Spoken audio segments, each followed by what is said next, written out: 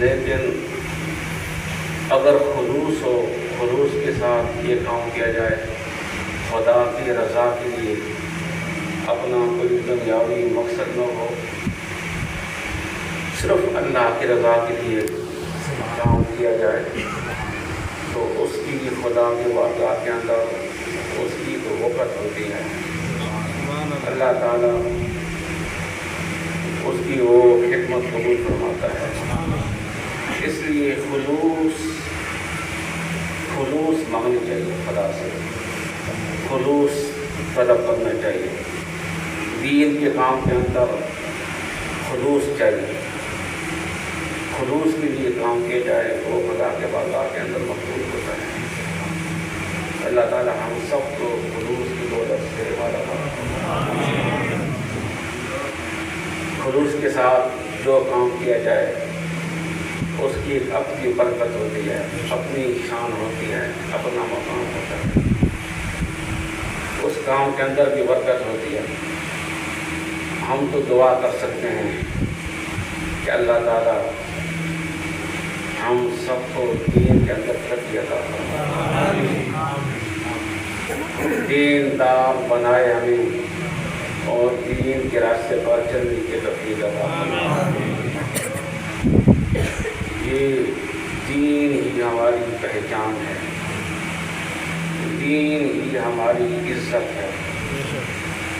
ہمیں جو کچھ ملا مصطفیٰ کے قدموں کے صدقے ملا ہے۔ سبحان اللہ۔ اس لیے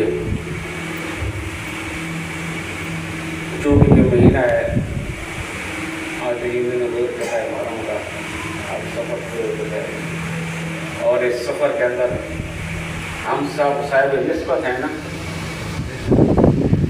ہم صاحب نسبت کا ہے نا تعلق، ہمارا تعلق ہے اس کے ساتھ اللہ کے برگزیدہ بندوں کے ساتھ، جو اللہ کے برگزیدہ بندے ہیں، ہمارا ان کے ساتھ تعلق ہے۔ ہماری گردن کے اندر ان کی غلامی کا پٹا ہے، اور یہ پورا خطہ، یہ پورا علاقہ، چاہے وہ کھڈ ہو، میرا ہو، بسال ہو، سیال ہو، گورا ہو، سب تک جو فیضان پہنچا ہے، یہ فیضان پیر پٹھان ہے، پیر پٹھان کا فیضان ہے۔ حضرت خواجہ شاہ سلیمان توسیع علیہ الرحمہ، اور آپ کا عرس مبارک اسی مہینے کے اندر ہوتا ہے، سفر کے اندر، جس کی آج پہلی تاریخ ہو چکی ہے۔ 5، 6، 7 سفر کو آپ عرس مبارک کوثر المقدسہ کے اندر بڑے اس کو احتجام کے ساتھ منایا جاتا ہے۔ جانتے ہیں پیر پٹھان کون ہیں؟ پیر پٹھان خواجہ شاہ سلیمان توسیع علیہ الرحمہ۔ سب پیروں کے مرید ہوتے ہیں، ہم بھی مرید ہیں، پیروں کے مرید ہوتے ہیں۔ مرید پیر چاہتا ہے، مرید پیر تلاش کرتا ہے،